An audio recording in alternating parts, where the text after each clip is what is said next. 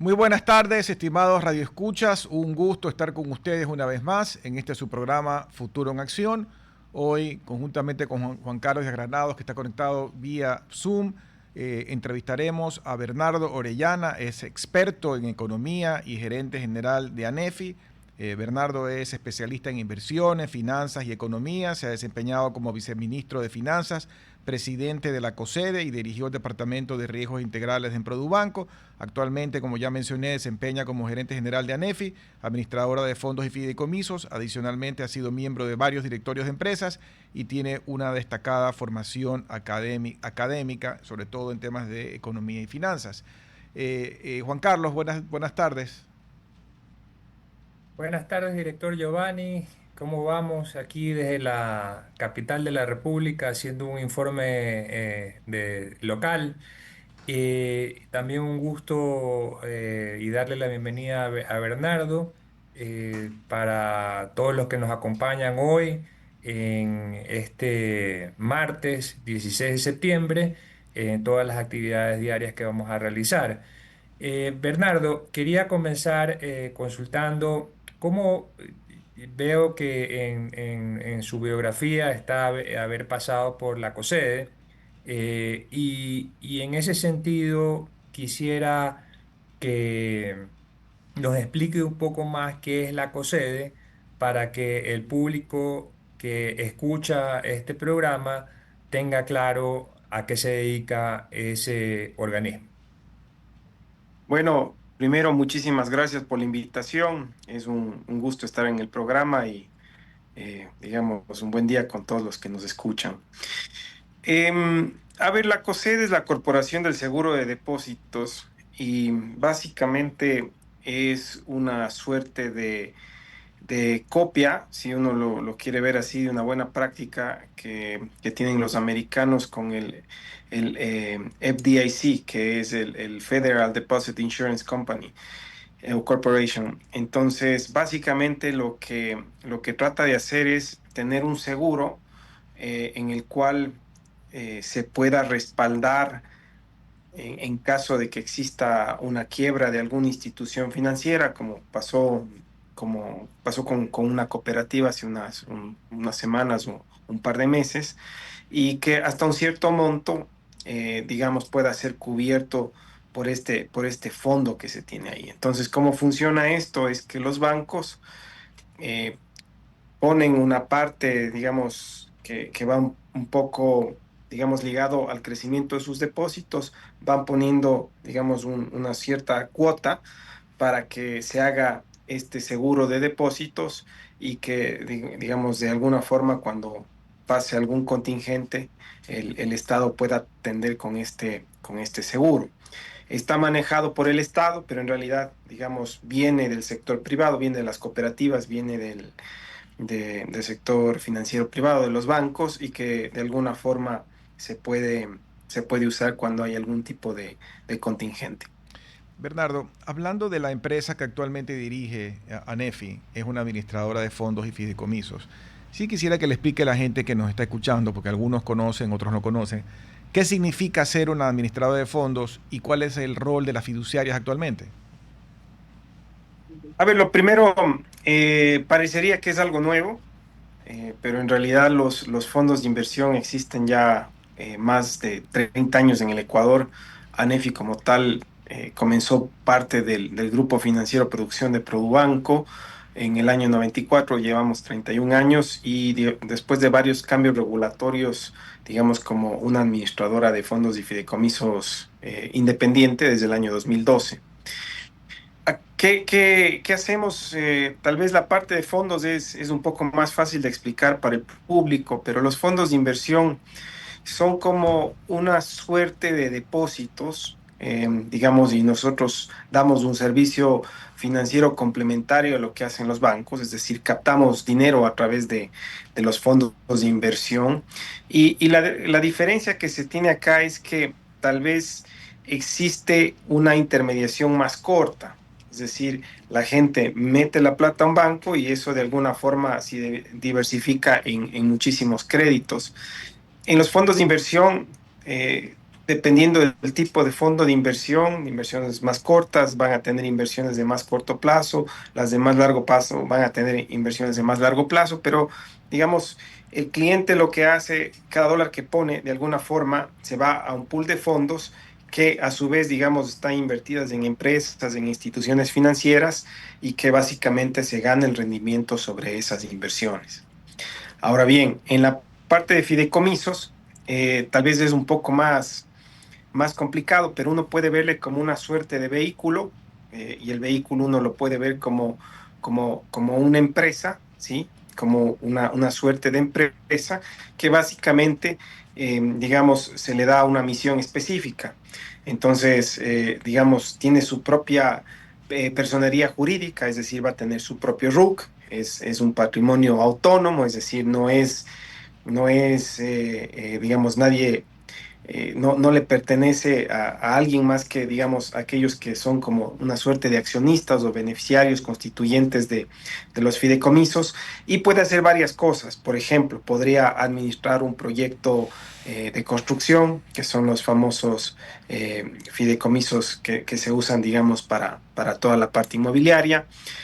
Puede, por ejemplo, también respaldar una operación de crédito. Entonces, digamos, este fideicomiso recibe, por ejemplo, los flujos de pago de las tarjetas de crédito de algún comercio y, digamos, una parte se va para el repago de un crédito y el resto, digamos, se devuelve para que los dueños puedan hacer, digamos, con ese dinero lo que se necesita. En fin, digamos, esas son las dos grandes ramas de negocios que tenemos pues más bien abierto para seguir un poco viendo a detalle qué es lo que hacemos, que a ratos no es tan simple, digamos, para tal vez el público en general. Juan Carlos.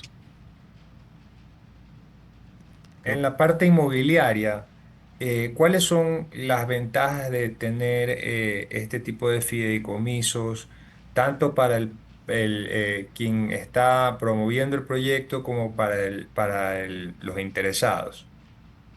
Ya, perfecto. A ver, el fideicomiso inmobiliario en teoría suena más complicado de lo que es, pero de alguna forma el fideicomiso lo que trata de hacer es tener un tercero que asegure que los fondos que deposita alguien para, por ejemplo, la compra de un departamento, si el departamento, por ejemplo, cuesta $100,000 en un edificio, por poner un número, y tal vez la venta requiere que se dé una entrada de $10,000 y luego, digamos, tal vez se van haciendo cuotas de 10,000 más a lo largo de varios meses. Eh, el fideicomiso lo que hace es que recibe esos fondos, pero se asegura, por otro lado, que el constructor emplee esos fondos específicamente donde, digamos, tiene que emplearlos. Es decir, podría pasar, y ha pasado muchas veces en el país, donde se deposita, digamos, hacia las cuentas del constructor, el constructor por ahí hace el hueco en el piso para el edificio, levanta, digamos, la obra gris de un par de pisos, se queda sin plata.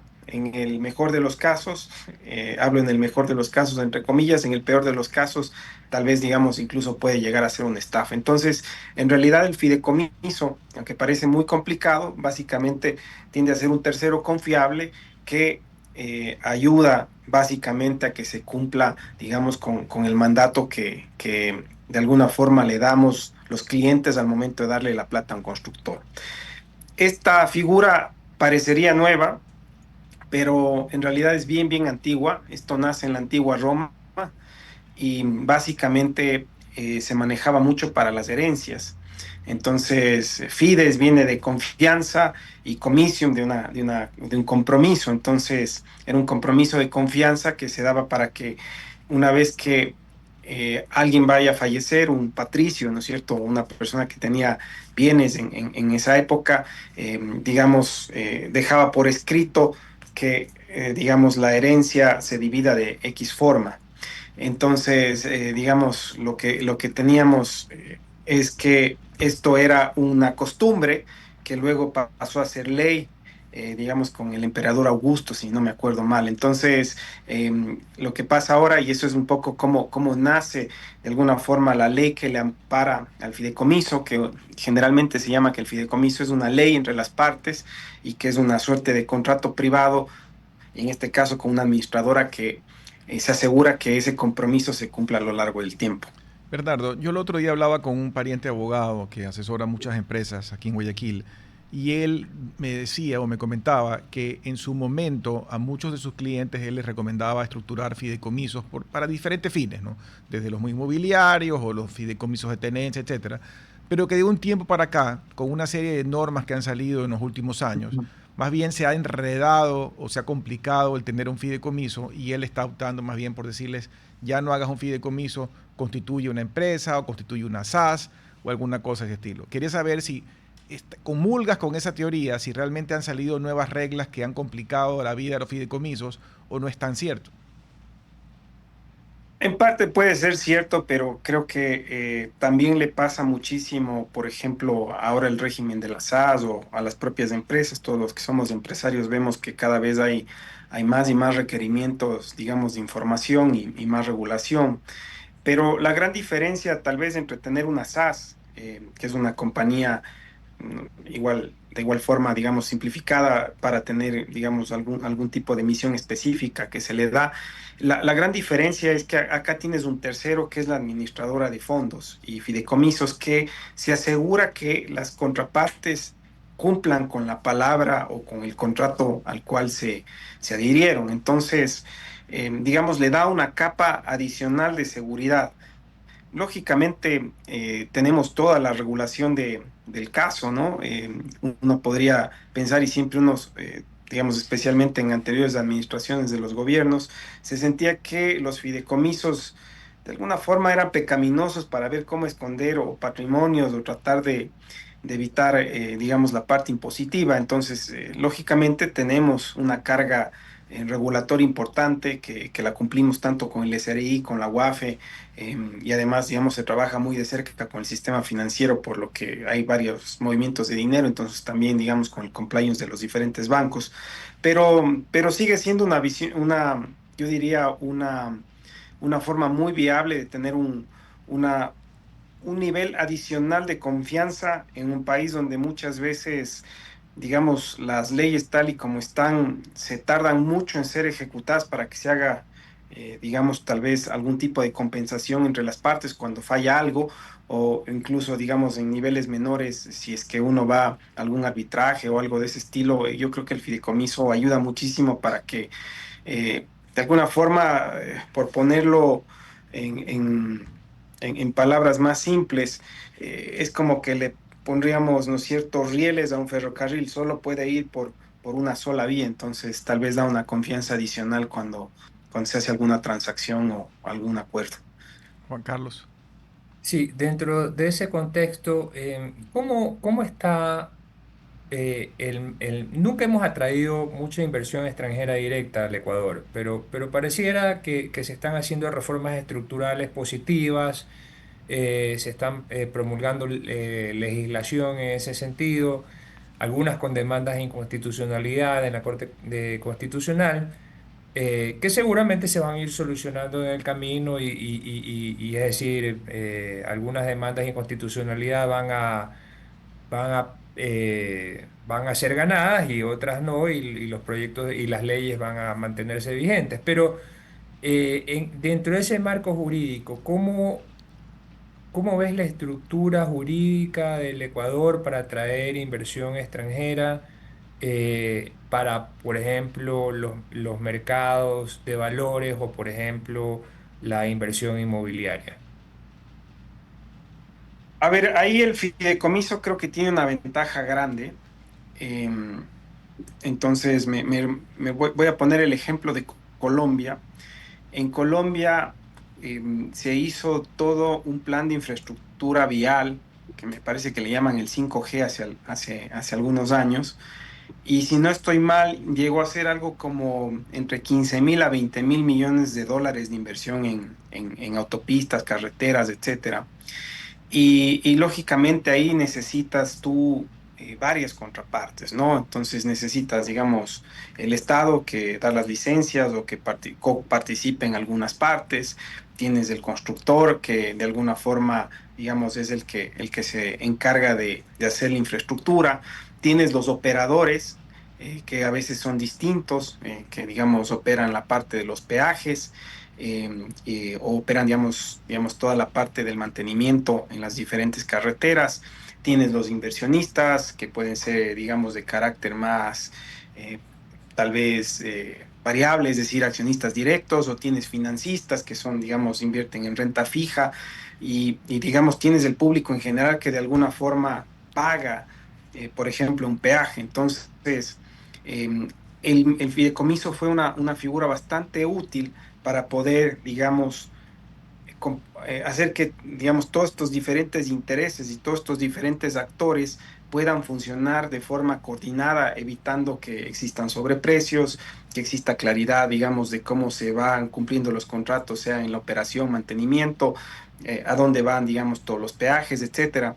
Entonces, digamos, soy un poco más optimista de que sí tenemos algunas herramientas y ya se han usado en la región para hacer este tipo de obras.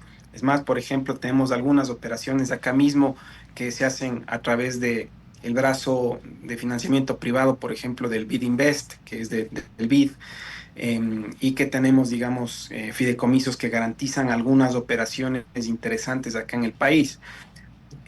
Hablar de la seguridad jurídica del país no es tan simple.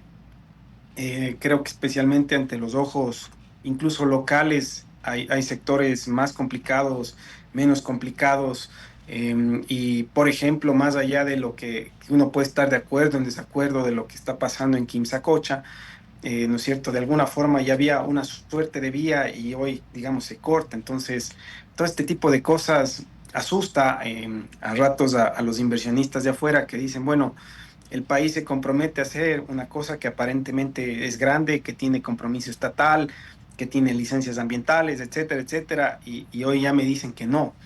Entonces, el comportamiento, yo diría que va más allá de solamente la parte jurídica, viene mucho con los vaivenes políticos, con las presiones políticas de grupos de interés que muchas veces hacen que obras importantes sean difíciles digamos, llevar a cabo, ¿no? A través de inversión extranjera. Bernardo, volviendo al tema inmobiliario que mencionaba Juan Carlos, el fideicomiso inmobiliario ha sido exitoso a lo largo del tiempo para promover muchas obras importantes, hoteles, clínicas, desarrollo de urbanizaciones.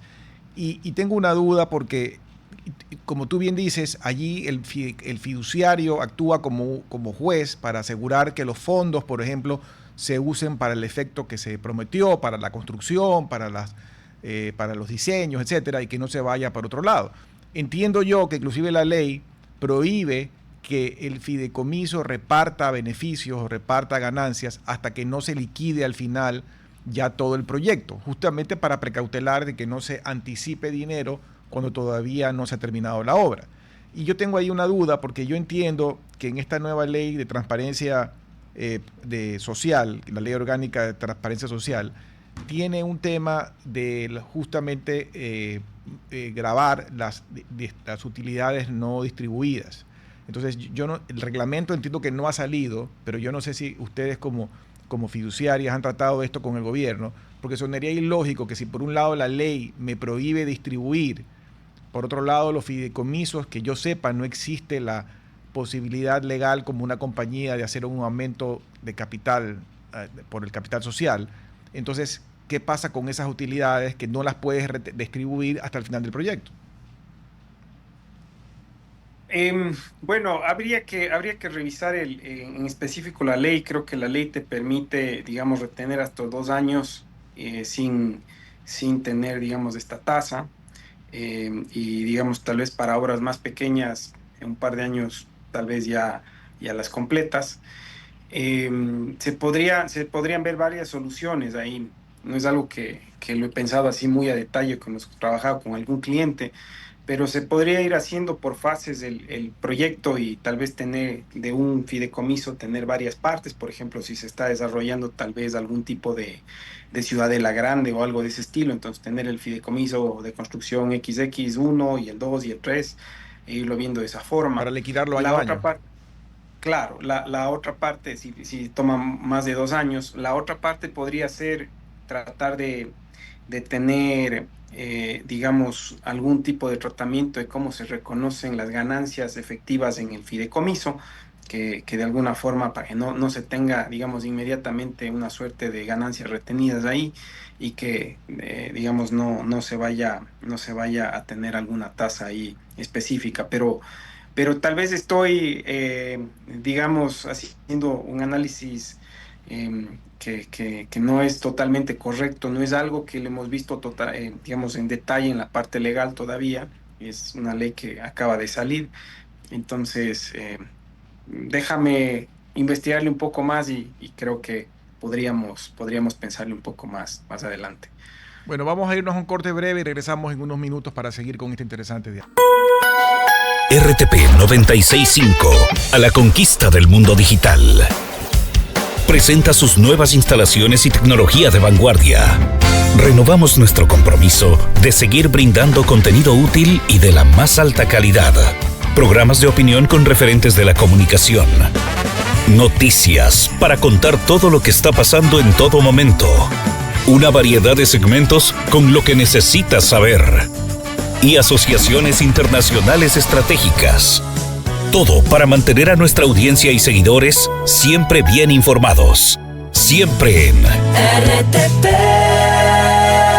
Buena compañía. Gracias por regresar con nosotros a su programa Futuro en Acción. Para las personas que recién se conectan, estamos conversando con Bernardo Orellana, él es experto en economía y finanzas y además es gerente general de la administradora de fideicomisos y de fondos ANEFI. También estamos conectados a la distancia con Juan Carlos de Granados. Adelante, Juan Carlos. Sí, Giovanni, claro, encantado. Bernardo, el riesgo país está bajando para el Ecuador y allí hay aparentemente una oportunidad para emitir bonos en los mercados internacionales que aparentemente era algo que el Ecuador no podía hacer para poder financiar el déficit que tiene el Estado en su presupuesto. ¿Cómo ves esa situación? ¿Eso es positivo? ¿Cuál sería el matiz? A ver, el riesgo país llegó a tocar, creo que en las peores épocas, algo como 2.000 puntos, o por ponerlo más fácil para la gente que nos escucha, 20% más lo que cuesta el bono de tesoro a 10 años, digamos que está alrededor del 4. Entonces, digamos, el Ecuador en algún momento dado se endeudaba a tasas como, digamos, el costo que tiene uno en microcrédito acá en el Ecuador, digamos, lo que uno puede conseguir en una cooperativa incluso un poco más alto. Lo que vemos ahora es una corrección del último dato que vi, está en los 680. Entonces, digamos, eso quiere decir 6,8% por encima del bono americano, lo cual nos da algo como, digamos, entre el 10 y el 11%, y entonces comenzamos a entrar en un territorio donde podría hacer sentido salir con deuda pública en los mercados privados externos, es decir, salir con un banco de inversión y, digamos, poner bonos en el mercado y que de algunos fondos de inversión de varios lados pueden invertir. ¿Por qué es importante esto? Lo primero es que, al igual que pasa en una empresa, un Estado, digamos, no necesita repagar toda su deuda de golpe, ¿sí? Entonces, por ejemplo, cuando hablamos de una empresa, uno tiene una suerte de capital de trabajo eh, que es financiado por los bancos, por ejemplo, en el corto plazo, con operaciones cortas, dependiendo de cómo sea la operación, pero digamos operaciones que van amortizándose cada 3 meses, cada 6 meses, etcétera. Y tal vez, digamos, para la parte más de inversiones, uno tiene operaciones un poco más largas y generalmente las empresas, de alguna forma, todo el tiempo están operando con capital de trabajo y todo el tiempo están invirtiendo. Entonces, digamos, siempre tienes un nivel de endeudamiento. ¿Qué es el símil para el Estado? Es lo mismo. El Estado, digamos, para cortar la deuda tendría que agresivamente tener superávits fiscales. Si bien, digamos, creo que estamos acercándonos a tener un déficit o muy pequeño o básicamente no tener un déficit, digamos, a lo que le estamos apuntando es que al menos nominalmente nos quedamos todavía con una deuda que hay que seguirla rotando de una forma, digamos, sana. Y más bien apuntarle a que la economía vaya creciendo y no es cierto que la deuda se vaya haciendo pequeña con relación al tamaño de la economía. ¿Por qué funciona esto? Porque cuando crece la economía, ciertamente crecen también los ingresos, digamos, eh, por ejemplo, por el lado de los impuestos, por poner un ejemplo, y entonces, digamos, la capacidad de pago se va haciendo, digamos, se va ajustando con el tamaño de la economía y tal vez la deuda se va haciendo más pequeña de forma relativa. Entonces, pensando otra vez en qué es lo que pasa con riesgo país, tenemos varios pagos de deuda externa en los siguientes años. Y entonces, el tener esta opción de volver a salir a mercados podría ser que, digamos, pagamos la deuda y podemos tener una operación que de alguna forma no nos cree un hueco de liquidez, sino que tal vez se pague la deuda puede ser con más deuda o simplemente, digamos, se pueda incluso una vez que creo que se dé el mensaje al mercado que estamos pagando deuda, tal vez digamos a finales del siguiente año, en el 2027, incluso reperfilar la deuda para que se haga un poco más atractiva. Es decir, podríamos tener un financiamiento que sea, digamos, que no sea tan caro y que sea un poco más extendido, de tal forma que, digamos, nos dé espacio en la liquidez de corto plazo para poder ir atendiendo, digamos, todas las necesidades que se tienen en el gasto, en la parte social, en la parte de inversiones, pero también ir ordenadamente atendiendo la deuda. Entonces, digamos, yo creo que son buenas noticias. Creo que el mercado está expectante a ver qué es lo que pasa con el diésel. De alguna forma se veía como un gasto grande, es un gasto grande. Se habla de 1.100, 1.200 millones de dólares al año, por poner como referencia. Eso equivale a, digamos, si uno ahorra un par de años del diésel, puede levantar otra Coca-Cola Sinclair, o básicamente con un poquito más de un año de ahorro del diésel, podría ser la presa Cardenillo, de que se habla, digamos, que está en el pipeline de las inversiones del gobierno. O es el equivalente básicamente a poner o pagar los salarios o despedirlos, como le queramos ver, a qué será 60.000 funcionarios públicos. Entonces es un monto grande, creo que el mercado está viendo, digamos que el gobierno ha hecho esfuerzos por el lado de los ingresos con las subidas del IVA, tiene que seguir haciendo esfuerzos en que tenga, digamos, una eficiencia en la recaudación de los impuestos.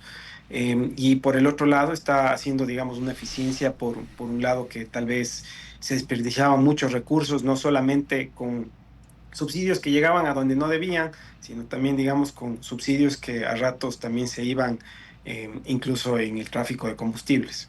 Bernardo, ya que tocaste el tema del diésel, y aprovecho para preguntarte, en tu conocimiento económico y financiero, ¿tú no crees que esto ya es un tema que tenía que haberse hecho hace mucho tiempo, que más bien había un problema cultural, mental, de mala información, donde se convirtió en una especie de tabú no poderlo hacer? Inclusive lo que pasó con el señor Issa cuando incendió el país, incendió la Contraloría, incendió Quito, y luego nuevamente en el gobierno de Lazo también hubo otro intento de hacer algo parecido.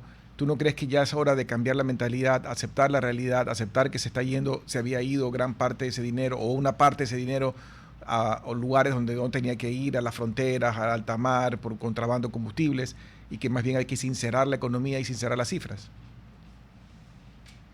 Sí, definitivamente. A ver, yo entiendo los miedos de la gente porque de alguna forma es un subsidio que ha estado 50 años, más de 50 años. Creo que esto se puso en el año 72 y es el típico error que hacen los países cuando están en un boom de commodities. Hemos pasado varias crisis después del boom de los 70 del petróleo. Tuvimos las crisis de los 80, los 90, al comienzo de los 2000 perdimos la moneda. Luego tuvimos otro ciclo, digamos, fuertísimo de commodities y otra vez a partir del año 2015 hemos tenido altibajos en la parte económica. Y es un poco digamos, esto es bien, bien tradicional y uno ve en países de África, ve en Bolivia, en Venezuela, incluso alguien me contaba que hacía un viaje en Venezuela y que uno podía ir a una gasolinera y básicamente sin pagar podía tanquear porque, digamos, había algún sistema de control estatal y como era un extranjero que iba con estos carros grandes, digamos, donde uno duerme ahí, estos campers, ¿no? Pero, digamos, se han dado varias cifras. Algunos analistas dicen se han gastado más de 60.000, 70.000 millones a lo largo de la historia, digamos, quizás reciente en subsidios. ¿Y a dónde se ha ido eso, no? Uno con 60.000, 70.000 millones de dólares podría pensar en construir, no sé, pues si te cuesta, no sé, cerca de 3.000 millones, tal vez una Coca-Cola o Sinclair, estamos hablando de que se puede haber construido 20 presas, ¿no? O sea, solo para tener el orden de magnitudes que significa esto. Se podía haber hecho la cuenca, no sé, Quito-Guayaquil, una autopista tal vez con pasos elevados, túneles, digamos, a 8 carriles y seguramente nos sobraba la plata. Entonces, eh, son números grandes. Entonces, si a mí me dicen esto es algo que se debió haber cortado hace un muy largo tiempo, son recursos que se han desperdiciado. No me gusta entrar muchísimo en números, pero otro número que por ahí salió hace unos años, especialmente en la época de las protestas estas que un poco nos comentabas tú, era que se iban más de 400 millones de dólares en la parte del contrabando. Entonces, digamos, esto no hacía sentido de ninguna forma. Ahora, el contrapeso de estas ideas a veces es esto de alguna forma controla los precios y si se sube el diésel se va a subir todo. Y yo hacía un ejercicio no tan difícil, pero uno puede pensar que tal vez un camión digamos, más pequeño, más grande, uno le puede poner 30 galones para tanquearle, tal vez ponerle hasta 100 galones. Hay algunos que tienen doble, digamos, tanque, puede ser 200, 300 galones, etcétera. Pero, digamos, a su vez, digamos, esos camiones pueden recorrer 600, 1.000 kilómetros, 1.500 kilómetros y pueden cargar, digamos, en los más grandes, más de 600, 700 quintales. Entonces, si uno hace las sumas y restas y digamos dice, ok, ya ese dólar adicional en la tanqueada me va a costar, no sé, un camión pequeño $30, un camión grande $100, pero claro, si uno ve un flete de 100 kilómetros, el cálculo que hacía yo, y tal vez para que la gente nos entienda, en un costal de papas no debería variar más allá de 5 centavos, puede variar entre 1 centavo a 5 centavos, y si el transporte es bien grande, incluso a veces ni siquiera llega al centavo si uno hace la matemática bien fina en un costal de papas. Entonces, tal vez en la roba o la libra que compra la gente en la tienda, el precio debería ser imperceptible. Algo se puede colar de ese ajuste hacia el consumidor, sí, algo se quedará en el productor también, algo también, digamos, seguramente lo va a tener que absorber el transportista también. Pero son esta suerte de mitos y que creo que más bien hábilmente usan ciertos grupos de interés, pero claramente, digamos, tal vez también hay intereses oscuros en algunos de los casos. Yo no me atrevo a decir que son todos aquellos transportistas que salen a quejarse, digamos, tal vez son financiados por el narco, como en algún momento alguien dijo. Yo no creo eso. Creo que también hay un papel del gobierno en que tenga que ir comunicando y, digamos, la gente tiene derecho de tal vez cuestionarse y tener miedo, pero creo que es importantísimo ir a ver los números en específico. Y esto, digamos, en la parte del transporte de carga, en el transporte de personas, creo que el gobierno ha hecho una buena medida al tener compensaciones que van directamente hacia los transportistas, incluir más de 50.000 familias también en el bono de desarrollo humano. Entonces, digamos, se ataca a dos frentes, ¿no? Es decir, a aquella gente que no tiene plata y también a los transportistas que de alguna forma podrían tener una motivación para subir los pasajes. Entonces, no habría por qué tener una subida de pasajes. Y finalmente, tal vez en ciertos sectores más vulnerables, como en los campos, en la zona rural, también se han anunciado algunos créditos, ayudas con maquinaria, etcétera, que me parecen correctos y tal vez algo se le cuela al gobierno. Seguramente sí, hay algún sector, pero yo lo que les veo es que están sentados ahí un poco con las orejas bien abiertas, decir, bueno, veamos qué más se puede hacer. Entonces, creo que es una buena medida y es una medida que décadas tarde, yo diría, décadas tarde. Juan Carlos. Sí, ahí el reto es el que tú mencionas, ¿no? Que estos recursos que va a percibir el gobierno sean usados, en general el Estado, sean usados eficientemente, es decir, que no se vayan al gasto improductivo, que es realmente mi preocupación, y que en lo social se atienda a las necesidades de los más vulnerables, porque al final esto es una focalización del subsidio y para que se dejen de aprovechar estos grupos de interés que en términos generales no tiene mucho sentido que Galápagos con esa población pues sea uno de los grandes consumidores de diésel. Es decir, es evidente que se está desviando para fines ilícitos y usualmente estos grupos de interés, claro, no quieren perder estas centenas de millones de dólares y van a hacer la pelea. Y otros, como tú bien dices, pues son de buena fe, que se cuestionan la medida y eso está bien, pero lo importante es que todas las aristas se cumplan en el sentido de que los más vulnerables sean protegidos. Ahora, veo un dato del Banco Central que dice que la economía del Ecuador va a crecer 3,8% en el 2025, pero que en el 2026 se va a desacelerar. ¿Cómo ves ese comentario del Banco Central? Yo creo que es lo correcto, digamos, ya jugado el primer trimestre, acá en ANEFI un poco hacíamos algo de macroeconomía y a nosotros nos gusta ver muchísimo lo que pasa en el crédito. El crédito es lo que mueve todo. De alguna forma uno compra una refrigeradora con la tarjeta de crédito, las empresas compran inventario, digamos, a crédito, digamos, los carros se mueven a crédito, el consumo, tanto como la inversión, se mueve con crédito. Y si uno ve los depósitos, el crecimiento de los 2 últimos años es bastante fuerte. El año anterior, entre las obligaciones financieras de los bancos, más los depósitos que, digamos, bancos y cooperativas, estaban más o menos en un crecimiento entre 7.500 a 8.000 millones de dólares. Solo la mitad de eso más o menos se despachó en crédito. Entonces, digamos, quedó un remanente de liquidez del año anterior y este año también va muy bien. Tenemos a los últimos datos de agosto un crecimiento de 5.500 millones en los depósitos. Entonces, digamos, hay bastante liquidez. Ahora ya está un poquito más acelerado el crédito. Vamos con algo como 4.000 millones de dólares de desembolsos de crédito. Y esta situación, digamos, si bien yo le veo como un rebote, el año anterior fue muy malo, veo un rebote, sí, sí está, digamos, yo le veo con bastante gasolina todavía a la economía para que este rebote se extienda al menos hasta mediados del siguiente año.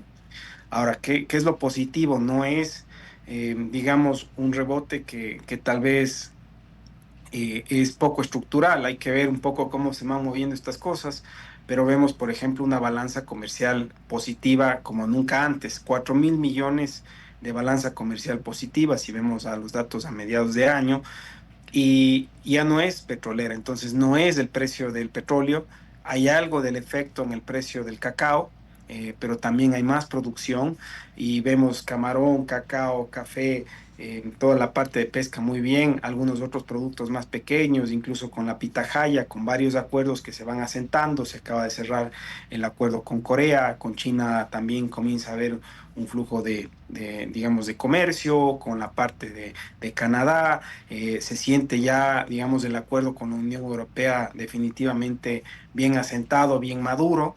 Entonces, digamos, hay un crecimiento del Ecuador hacia afuera.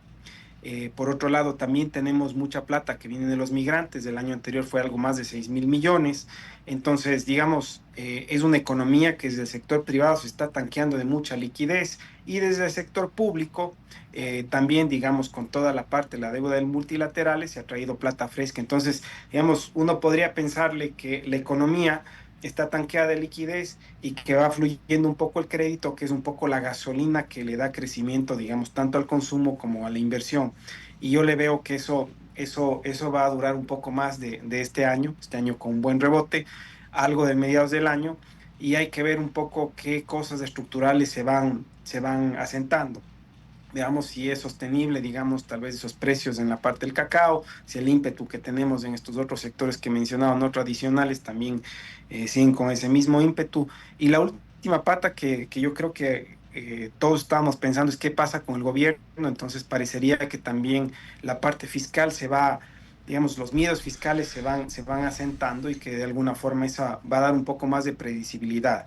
Ahora, que no se sienta tal vez en la calle un bienestar generalizado enorme, eso también es verdad, pero creo que es importante ver el contexto en el cual estamos viviendo. Son más de 10 años que un poco terminó el boom petrolero. En el año 2014, en 2015 ya tuvimos algunos problemas, los ingresos petroleros se desplomaron a la mitad.